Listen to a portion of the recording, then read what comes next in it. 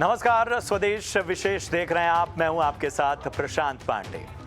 बदलते समय के साथ लोगों के जीवन जीने का तरीका, त्योहार मनाने का तरीका और यहाँ तक कि शादी करने के जो तरीके हैं उसमें काफ़ी बदलाव आया है।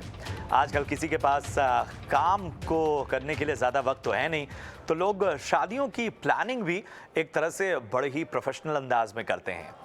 ख़ास कंपनी से संपर्क करते हैं। कंपनी शादी की पूरी प्लानिंग, पूरा बजट, खाने के मेन्यू से लेकर डेकोरेशन, सभी कामों का पूरा जो खाका होता है वो उनके सामने रखती है। जो व्यक्ति शादी का पूरा प्लान बनाता है उसे वेडिंग प्लानर कहते हैं। और इनसे जुड़े हुए बहुत से और भी कारोबार फल फूल रहे हैं, जिनमें वेडिंग फोटोशूट हो, टेंट और कैटरिंग बिजनेस हो, या फिर ज्वेलरी, डेकोरेशन या कपड़ों का कारोबार और भी छोटे मोटे व्यवसाय इससे जुड़े हुए हैं। शादियों के सीजन में इन सभी की बल्ले बल्ले आमतौर पर हो जाती है। अब आप सोच रहे होंगे कि आज इन सब चीज़ों की बात हम क्यों कर रहे हैं। दरअसल प्रधानमंत्री नरेंद्र मोदी ने डेस्टिनेशन वेडिंग और वेडिंग टूरिज्म पर बड़ी खास बात कही है। उनका कहना था कि out of the box idea जो है वो इस पूरी इंडस्ट्री की शक्लो सूरत बदल सकता है। ये out of the box idea ये हो कि जो जाने पहचाने चिर परिचित जो वेडिंग डेस्टिनेशन है, अब उनसे दूर अब जो ग्रामीण इलाके हैं या कुछ आउटस्कर्ट्स हैं या ऐसे रिमोट एरियाज़ हैं जहाँ का जो एक लोकल्स है, जहाँ की जो खूबसूरती है वो किसी भी बड़े वेडिंग डेस्टिनेशन जैसी ही है, तो वहाँ पर क्यों ना अब संभावनाएं खोजी जाएं। सबसे पहले आपको पीएम मोदी की वो बात सुनवाते हैं जिसमें वो बता रहे हैं कि आखिर कैसे रातों रात बदल सकती है इस इंडस्ट्री की सूरत, क्या संभावनाएं हैं और किन चीज़ों पर ध्यान देना होगा। फिर लौट कर आकर हम चर्चा करेंगे। आजकल वेडिंग डेस्टिनेशन एक बहुत बड़ा बिजनेस हुआ है, बहुत बड़ा टूरिस्ट डेस्टिनेशन बन रहा है। विदेश से तो लोग जाते हैं, क्या हमारे राज्यों में वेडिंग डेस्टिनेशन के रूप में स्पेशल पैकेज घोषित कर सकते हैं? और मैं तो कहूंगा कि हमारे देश में एक वातावरण बनाना चाहिए कि गुजरात के लोगों को लगना चाहिए कि भाई 2024 में अगर हमारे यहां से शादियों के लिए वेडिंग डेस्टिनेशन होगा तो तमिलनाडु में होगा और तमिल पद्धति से हम शादी करवाएंगे। घर में 2 बच्चे हैं तो कोई सोचेगा कि एक हम असमिया पद्धति से शादी करवाना चाहते हैं, दूसरे की हम पंजाबी पद्धति से शादी करवाना चाहते हैं। वेडिंग डेस्टिनेशन वहां बना देंगे। आप कल्पना कर सकते हैं, वेडिंग डेस्टिनेशन इतना बड़ा कारोबार की संभावना है। हमारे देश का टॉप क्लास के लोग विदेश जाते होंगे, लेकिन middle class, upper middle class के लोग आजकल वेडिंग डेस्टिनेशन पे जाते हैं और उसमें भी जब नयापन होता है तो उनकी जिंदगी में यादगार हो जाता है।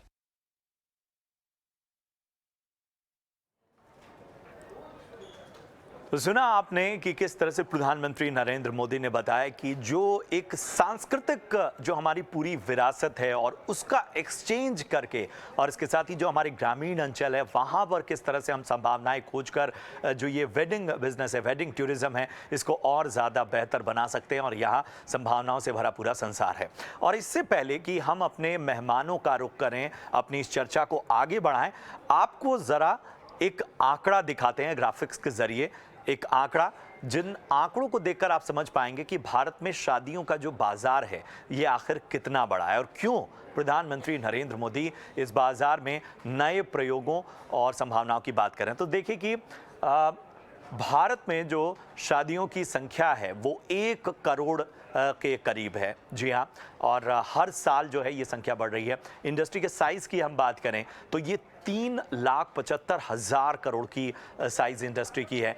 औसत खर्च जो है वो 16 लाख करोड़ से ऊपर का है। आप समझ सकते हैं कि ये जो पूरा आंकड़ा है, इसमें साफ तौर पर एक चीज़ समझनी होगी कि भारत में हर साल छोटी बड़ी लगभग 1 करोड़ की शादियां हो रही हैं और इंडस्ट्री का जो साइज़ है वो 3.25 लाख करोड़ का। अब इसको कंपैरिजन करें तो 3,75,000 करोड़ का साइज़, इसमें 16 लाख करोड़ से ऊपर खर्चा हो रहा है। तो ये इंडस्ट्री जो है वो नागालैंड और ऐसे कई राज्यों के बजट से कई गुना ज़्यादा जो है इसमें। तो इस आंकड़े के जरिए आप समझ सकते हैं कि 24,240 करोड़ नागालैंड और ऐसे कई राज्यों का बजट होता है और इससे कई गुना ज़्यादा जो है वो बजट आजकल भारत में वेडिंग बिजनेस का है और इसका कारोबार, ये इंडस्ट्री फल फूल रही है। और इसी पर चर्चा करने के लिए हमारे साथ बेहद खास मेहमान जुड़े हुए हैं। हमारे साथ इस वक्त तानिया रस्तोगी हैं, जो कि जानी मानी ज्वेलरी डिज़ाइनर हैं। इसके साथ ही हरप्रीत बछेर हैं, जो कि फाउंडर है वेडिंग स्टोरी के, और बहुत अरसे से जो है वो वेडिंग फोटो शूट जो होते हैं उसको बड़े करीब से देखते हैं बड़ी बड़ी हस्तियों के। रजत सोगानिया जाने माने वेडिंग प्लानर, और सुव्रत आनंद हैं सेलिब्रिटी फैशन डिज़ाइनर। आप सभी का बहुत बहुत स्वागत। सबसे पहले रजत, मैं आपके पास आना चाहूँगा। आज आपने प्रधानमंत्री की बात सुनी होगी, संभावनाएं जो हैं वो बहुत ही पॉपुलर जो डेस्टिनेशन है उनसे अलग अब देखनी होगी, और अब कहीं ना कहीं देखना होगा कि हम उन लोकेशंस की ओर जाएं जो शायद थोड़े रिमोट्स हों, जहां थोड़ी कल्चरल एक्टिविटी और ज़्यादा हो, जहां के कल्चर के बारे में, जहां की संस्कृति के बारे में लोगों को कम पता हो। क्या ये प्रैक्टिस शुरू हो चुकी है, या आप मानते हैं कि प्रधानमंत्री का ये स्टेटमेंट इस दिशा में और ज़्यादा जो है वो एक बूस्ट करने का काम करेगा, और इस दिशा में भी जो तमाम वेडिंग प्लानर्स हैं वो काम करेंगे? नमस्कार। ये जो आज प्रधानमंत्री ने स्टेटमेंट दिया, ये काफी टाइम से इम्प्लीमेंट होना चालू हो चुका है। इसका सबसे बड़ा एग्जांपल प्रधानमंत्री जी ने गुजरात से ही चालू किया था, जो है कच्छ। कच्छ जो कभी भी खाली टूरिज्म के मैप से 20 टेंट से जाना जाता था, आज की तारीख में टूरिज्म का बहुत बड़ा स्पॉट बन गया है। स्टैच्यू ऑफ यूनिटी, ये 2 जगह ऐसी है जो आजकल बहुत प्रेफर्ड लोकेशन में आ गई है डेस्टिनेशन वेडिंग के लिए। तो ये काम ऑलरेडी चालू हो चुका है। छोटे-छोटे शहर जैसे खजुराहो पहले कभी सोचता नहीं था आदमी कि वहां पर भी डेस्टिनेशन वेडिंग हो सकती है। पुष्कर। तो ये स्टेटमेंट जो प्रधानमंत्री जी ने दिया है, ये आज का नहीं है, 3 साल से इस पे काम चालू हो चुका है, और बिल्कुल शादियां इन सब छोटी जगहों पे चालू हो चुकी है, जो कल्चर हेरिटेज है हमारे लिए। बिल्कुल, बिल्कुल, बहुत अहम बात आपने कही। एक चीज़ जो है वो समझने की बड़ी ज़रूरत है हरप्रीत, की इस पूरे बिज़नेस में जो है वो वेडिंग फ़ोटो शूट का जो है वो बहुत बड़ा अहम रोल है। ये जो पूरा बिज़नेस है, इसमें किस तरह का काम हो रहा है, किस तरह की प्रायोरिटीज़ हैं लोगों की, और जो बजट है, जो पैसा खर्च हो रहा है, वो किस तरह का होता है, कहाँ से शुरुआत होती है? मैं पहले भी कह चुका हूँ, खाना सब भूल जाएँगे, डेकोर सब भूल जाएँगे, सिर्फ़ जो मेमोरी रह जाएँगे वो है फ़ोटोशूट्स, फ़ोटोग्राफ़ी। तो वीडियो पे आज बहुत ही कॉन्सन्ट्रेट किया जाता है। आजकल फ़ोटोग्राफ़र्स का ऑडिशन होता है, हमको ऐसा लगता है कि क्लाइंट का फ़ोन आता है, भई अपना बेस्ट पिच दिखाइए, अपना पेश कीजिए, आपका क्या-क्या है। कम से कम 100-200 फ़ोटोग्राफ़र लिस्ट पे होते हैं किसी भी ब्राइड के, जो एकदम टॉप हैं, और ब्राइड उनको स्कैन करती है, फिर अपनी फैमिली के साथ डिस्कस करती है। तो photography is very, very important, अभी बहुत इम्पोर्टेंट हो गया है, क्योंकि मेमोरीज़ तो वही रह गई हैं। तो जब हमारे पास डेस्टिनेशन वेडिंग हो जाता है, या फिर इनफैक्ट वेडिंग से पहले एक प्री वेडिंग किया जाता है। तो अगर वेडिंग आपके 2-3 दिन का हो गया है, तो प्री वेडिंग भी एक किया जाता है, जो वापस 2-3 दिन का एक और होता है। तो डेस्टिनेशंस वहाँ पर से शुरू हो जाती हैं कि प्री वेडिंग कहाँ किया जाए, केरला में किया जाए, या राजस्थान में किया जाए, या असम में किया जाए। तो बहुत सारे डेस्टिनेशन वेडिंग्स ऐड होने के बाद फोटोग्राफी का जो रोल है, ये सब मेमोरीज तो सिर्फ फोटोग्राफी आपको दिखा पाएगी। जब प्रधानमंत्री ने साफ तौर पर कहा है कि कुछ जो है ऐसे लोकेशंस, ऐसी संस्कृतियों को एक्सप्लोर करने की ज़रूरत है जो एक तरह की यूनिक आइडेंटिटी आपके इस इवेंट इवेंट में ऐड करें, तो किस तरह की प्रैक्टिस हो रही है फोटोग्राफर्स की ओर से? जैसा कि रजत ने बोला कि ऑलरेडी इस बारे में काम शुरू हो चुका है, तो कौन कौन सी ऐसी लोकेशंस हैं, ऐसे रिमोट लोकेशंस हैं जहां पर ऑलरेडी आप लोग काम कर रहे हैं? श्रीनगर आज से पहले, कोविड से पहले लोग स्विट्जरलैंड जाते थे, पेरिस जाते थे, चेकोस्लोवाकिया, प्राग जाते थे। कोविड के बाद लोगों को समझ में आ गई कि इंडिया में स्विट्जरलैंड से भी बेटर लोकेशंस हैं। तो श्रीनगर हो गया, केरला में बहुत प्यारी लोकेशंस हैं, मध्य प्रदेश में बहुत सारी लोकेशंस हैं, जोधपुर के आउटस्कर्ट्स में बहुत सारी लोकेशंस हैं। सो अपने ही देश में हमें इतनी सारी लोकेशंस मिल रही हैं। थैंक गॉड पीएम ने अनाउंस कर दिया कि हमें अपना ही बूस्ट करना है, क्योंकि India is the greatest, we have all the locations, और सब कुछ हमारे में, from the mountains to snow to water to beaches, सब यहीं पर ही है, भारत में ही है। वाकई भारत में इतनी संभावनाएं हैं और इतने ज़्यादा ऑप्शन हैं, और जिस तरह से तमाम ये मेहमान हैं वो साफ तौर पर कह रहे हैं कि इन्हें ही एक्सप्लोर करते हुए बहुत कुछ किया जा सकता है। तान्या, ज्वेलरी सेगमेंट बहुत इंपॉर्टेंट होता है और ये जो है वो किसी भी शादी में वैल्यू ऐड करने के लिए और उसको एक अलग दर्जा देने में काफ़ी होता है। क्या ट्रेंड्स फिलहाल बदल रहे हैं और किस तरह से, मतलब क्या लोग खर्चा ज़्यादा करना चाहते हैं या लोग जेब तो ढीली कर रहे हैं लेकिन उसके बावजूद उनकी डिमांड जो है, उनकी जो मांग है या उनकी जो चॉइसेस हैं वो अब पहले से और ज़्यादा बेहतर हो चुकी है? तो जैसे अभी आपने बोला कि ज्वेलरी इंपॉर्टेंट नहीं, ज्वेलरी सबसे इंपॉर्टेंट है। Wedding is about jewellery. India में ज्वेलरी की पूजा होती है, उनको देवी मानते हैं, एंड जो गरीब से गरीब आदमी होता है, कहते हैं 70% of the gold is sold, still sold within the villages, the rural areas in our country. तो सबसे ज्यादा सोना वहीं उठता है। वो उनके पास दो ही चीजों पे वो विश्वास करते हैं, वो बैंक्स में नहीं और क्रेडिट कार्ड ये सब नहीं, उनके लिए दो, या तो उनको जमीन चाहिए या उनको सोना चाहिए जो उन पहन सकते हैं, वो उनका एसेट होता है। और सोना ऐसा एस्पिरेशनल चीज है कि जिस दिन से एक बच्चा घर में शादी पैदा होता है तब से उसकी शादी के लिए सोना, हर कहते हैं ना कि आपने दिवाली पे, अक्षय तृतीया पे आप बच्चे के लिए लेके रखने लगते हो। तो gold is such an aspirational thing कि शादी इज ऑल अबाउट ज्वेलरी। अभी ज्वेलरी में क्या हो गया है, जैसे मोदी जी ने कहा कि डेस्टिनेशन विद इन इंडिया बहुत बड़ा मार्केट है, तो वो सिर्फ डेस्टिनेशन नहीं, वो पूरी थीम होती है। जैसे अभी डेस्टिनेशन पे जाएंगे तो वो 4-5 दिन के फंक्शन में ना ज्वेलरी ऐसे हो गया है कि ज्वेलरी भी थीमेटिक हो गई है। और इंडिया में ही इतना स्कोप है, इतना डिजाइन वैल्यू है, अलग अलग रीजन में अलग अलग डिजाइनिंग होती है। जैसे कि भाई पूजा के, and it is become like a norm कि भाई आपके यहाँ जो पूजा होती है, शादी की हवन होता है, उस पे आपने साउथ की टेम्पल गोल्ड ज्वेलरी पहनी कि भाई गोल्ड शुभ होता है उस दिन के लिए। मेहंदी का फंक्शन होता है तो उस पे वो थेवा ज्वेलरी राजस्थान की अच्छी चलती है। साथ में रात में संगीत होता है तो लड़कियां आपके जयपुरी डैंगलर्स और छपका ये सब लाइक डिफरेंट थीम्स की, अगर अवधि थीम दिया तो आपने छपका वाला लुक दिया, अभी आपने राजस्थानी शादी पे थीम दिया तो बोरला और उसके साथ का जयपुरी बड़ा सेट हुआ।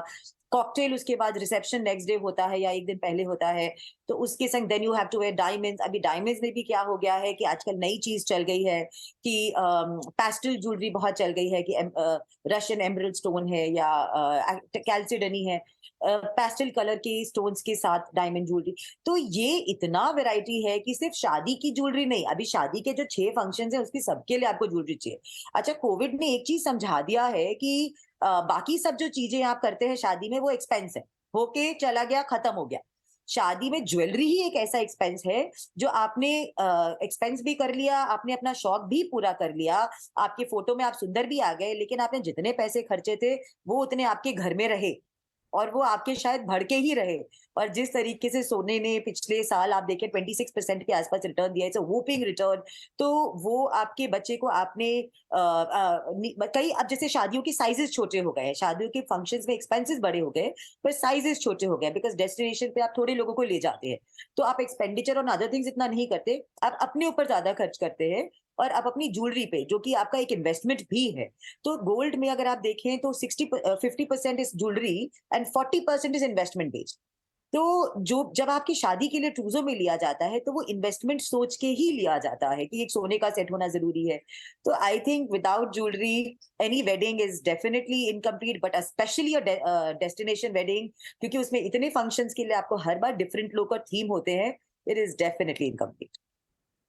बिल्कुल बिल्कुल, तो ज्वेलरी इंपॉर्टेंट है लेकिन ज्वेलरी के अलावा आजकल जो पहनावा है, जब थीम की बात होती है तो पहनावा बहुत इंपॉर्टेंट हो जाता है। और इस पर बातचीत करने के लिए सुब्रत हमारे साथ हैं। सुब्रत, क्या बदलाव आ रहा है जब हम बात करते हैं डेस्टिनेशन वेडिंग की, जब हम बात करते हैं किसी खास थीम की, जब प्रधानमंत्री बात करते हैं संस्कृतियों की, जब बात हम करते हैं अलग अलग रीजन, अलग अलग स्टेट की, और हम देख रहे हैं कि लोग चाहे वो यूपी से हों, चाहे दक्षिण के हों, राजस्थान किस तरफ ख़ास तौर पे झुकाव लोगों का नज़र आ रहा है, तो किस तरह से महत्वपूर्ण भूमिका निभाते हैं आपके शादियों में जो पहनावे हैं और किस तरह की चॉइसेस आजकल लोगों की नज़र आ रही हैं? बिल्कुल, बिल्कुल। बिल्कुल नमस्कार सभी को। और जैसे ही सारे लोगों ने बताया, ये बात कि सारी पहलू इनफैक्ट फ़ोटोग्राफ़ी, ज्वेलरीज़ और हर एक चीज़ बहुत इम्पोर्टेंट है। उसी तरह मेरे ख़्याल से कॉस्ट्यूम का होना बहुत ही इम्पोर्टेंट है। ये माननीय प्रधानमंत्री जी जिस हिसाब से ये चीज़ बताए हैं और जिस हिसाब से आपने ये सवाल किया है कि राजस्थान है या जितने भी छोटे शहर हैं, वो अब धीरे-धीरे कैसे डेस्टिनेशन वेडिंग के लिए आगे बढ़ रहे हैं।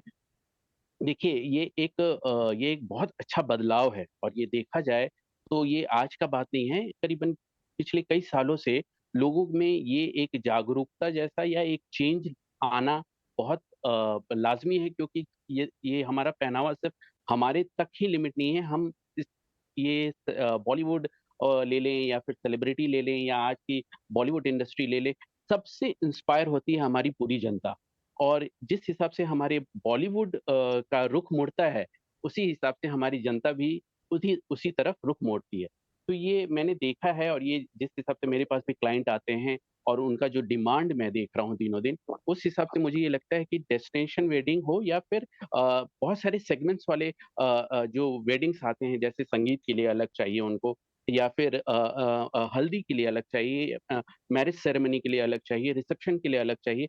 ये मैं देखता हूँ कि पूरी फैमिली बड़ी जागरूकता के साथ मुझे ये सारी सेग्रीगेशन बताती है कि हमें इस लोकेशन में, इस बैकग्राउंड में, इस तरह का कॉस्ट्यूम, कुछ ऐसा कलर ढूँढ रहे होते हैं। तो ये जो जागरूकता जब मैं देखता हूँ हर एक फैमिली की या फिर मेरे जितने क्लाइंट्स हैं और मेरे जितने सेलिब्रिटीज़ हैं, बिकॉज़ अभी आपने जैसे बोला राजस्थान में ये डेस्टिनेशन वेडिंग बहुत ज़्यादा दिख रहा है या फिर उधर से लोगों की ज़्यादा रुझाव दिख रही है। वो इसलिए भी क्योंकि वहाँ पे इतने अच्छे-अच्छे और इतने अच्छे-अच्छे डेस्टिनेशंस हैं, जहाँ आपको सब कुछ बना-बनाया मिलता है। और उस हिसाब से जब आप इस चीज़ को आप वहाँ शूट करते हैं या फिर अपनी अपनी पूरी वेडिंग को वहाँ फंक्शन में आप जाते हैं या फिर उस चीज़ को देखते हैं, तब आपको पूरा पैकेज सब कुछ सामने ही दिखता है। तो कॉस्ट्यूम तो बहुत इम्पोर्टेंट है, कॉस्ट्यूम को इग्नोर नहीं किया जा सकता है इसमें। और टेक्सटाइल नो डाउट हमेशा की तरह बहुत अच्छा ग्रो किया है।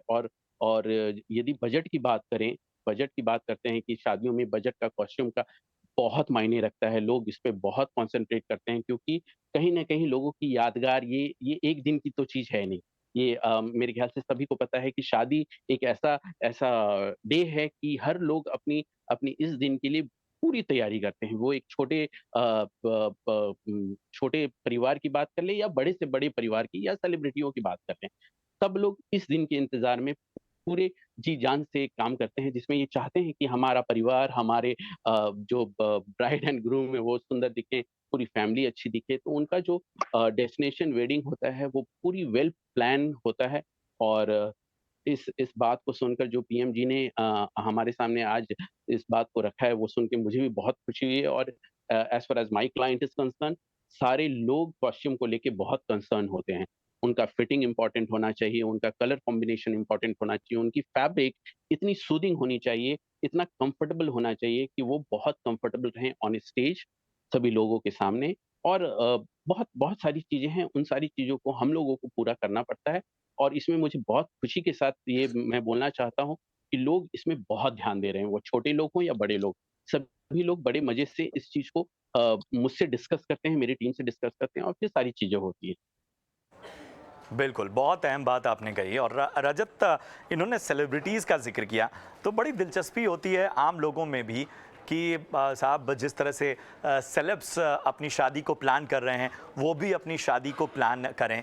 अब इसमें अगर मैं एक बात जोड़ दूं कि थोड़ी किफ़ायती भी हो शादी और चमक-दमक जो है वो सेलेब्स की शादियों जैसी ही लगे। क्या ऐसे भी प्लानिंग आप लोग करते हैं या क्लाइंट्स को इस तरह के किफ़ायती प्लान भी ऑफ़र करते हैं? बिल्कुल, बिल्कुल, ये हम देखिए शादी, आई थिंक ये मेरे से पूछा गया है। Oh sorry, please go ahead. हाँ, देखिए देखिए शादी कभी भी पैसों से नापी-तोली नहीं जाती है। ठीक है, आप जो सेलिब्रिटी वेडिंग की बात करते हैं ना, सेलिब्रिटी वेडिंग हमेशा छोटी साइज की होती है, 40 से 50 लोग या 100 लोगों की। उनकी शादी में ज्यादा खर्चा नहीं होता, उनकी शादी में फोटोग्राफ्स अच्छे आती है, बैकड्रॉप अच्छा होता है, ठीक है। तो किफायती शादी आपके टेस्ट से होती है, आप किस जगह कर रहे हैं, आपकी लोकेशन से होती है। जैसे अभी जो लास्ट कियारा आडवाणी की शादी हुई, वो जोधपुर में जैसलमेर में शादी हुई। एक अच्छा रिसॉर्ट है, उसका बैकग्राउंड अच्छा है, बैकड्रॉप अच्छा है, तो शादी बहुत खूबसूरत बाहर बन के आ गई। ये जैसे हमारे जो फोटोग्राफर साहब हैं, ये सर हैं, तो इनकी फोटोग्राफी से शादी बाहर आती है। तो शादी आज 5 लाख के बजट वाला भी शादी करता है और 5 करोड़ के बजट वाला भी शादी करता है। तो एवरीथिंग इज ब्यूटीफुल। इट्स ये हमारे पर डिपेंड करता है कि हम इसको कैसे देखते हैं। 5 करोड़ का सेट भी बहुत महंगा लगता है और बहुत बड़ा होता है, 5 लाख का सेट भी बहुत अच्छा लगता है। तो शादी हर बजट में होती है, हर तबके का लोग कर रहा है, हर आमदनी के लोग शादी कर रहे हैं। सो हर शादी अपने आप में खूबसूरत शादी होती है। इट्स जस्ट कि हम उसको कैसे देखते हैं, कस्टमर कैसे देखता है उसको। बिल्कुल बिल्कुल। तो हर शादी जो है वो इम्पॉर्टेंट होती है, और इसमें सबसे बड़ी बात यह है कि शादी को खूबसूरत उसका बजट नहीं बनाता है, शादी को खूबसूरत उसकी प्लानिंग बनाती है, उसकी इंटेंशन बनाती है। और उसको लेकर हम बात करें ना, सिर्फ जो लोग इस कारोबार से जुड़े हुए हैं, बल्कि खुद शामिल लोग भी बहुत सारे आइडियाज़ देते हैं। हरप्रीत, जब वेडिंग फ़ोटो शूट की बात आती है तो मेरे ख्याल से हमेशा से बहुत सारे लोग इस बारे में परेशान रहते हैं कि साहब वेडिंग फ़ोटो शूट तो बड़ा खर्चीला है, और आजकल वीडियो और बाकी चीज़ों को लेकर भी बातें होती हैं। तो ज़रा आपसे जानना चाहेंगे कि ये यहाँ पर भी अगर हम किफ़ायती फ़ोटो शूट रखें तो वो किस तरह से मुमकिन हो पाता है?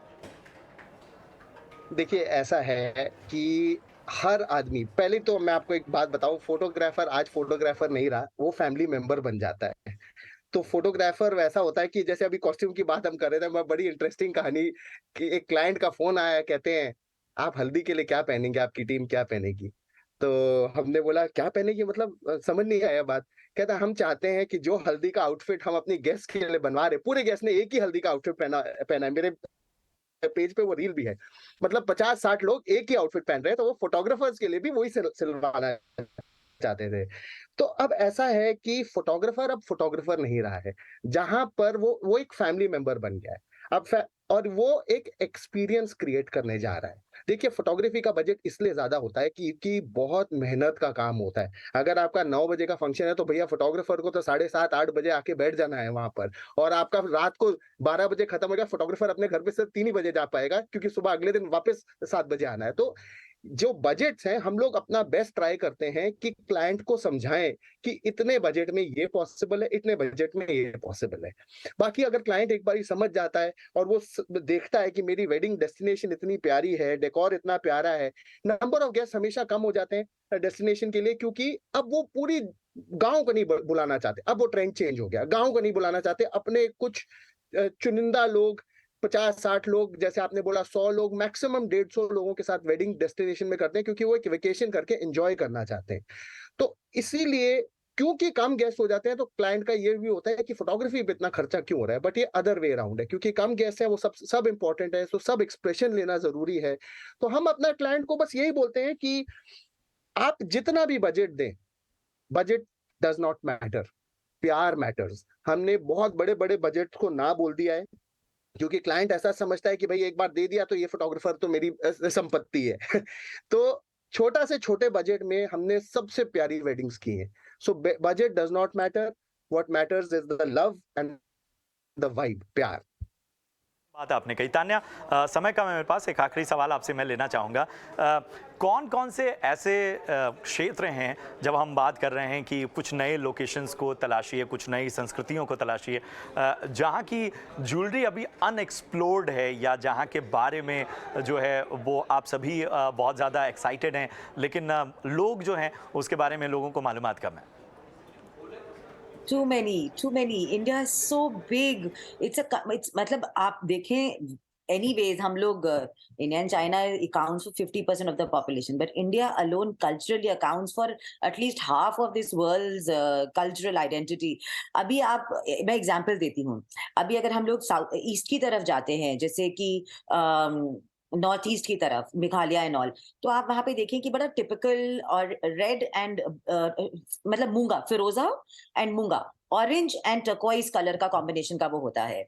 अब वो कॉम्बिनेशन इतना टिपिकल है, उसको हम लोग ने इधर रिसेंटली डिजाइनिंग में पोल्की के साथ लगा के करना शुरू करा है, because and it's coming out beautiful. And कहीं ना कहीं यहाँ पर I think as a country we are coming back to our roots, we are, जैसे अभी बोला मोदी जी ने कि अभी बाहर जाते थे, अभी हम लोग वापस इंडिया में आना चाहते हैं।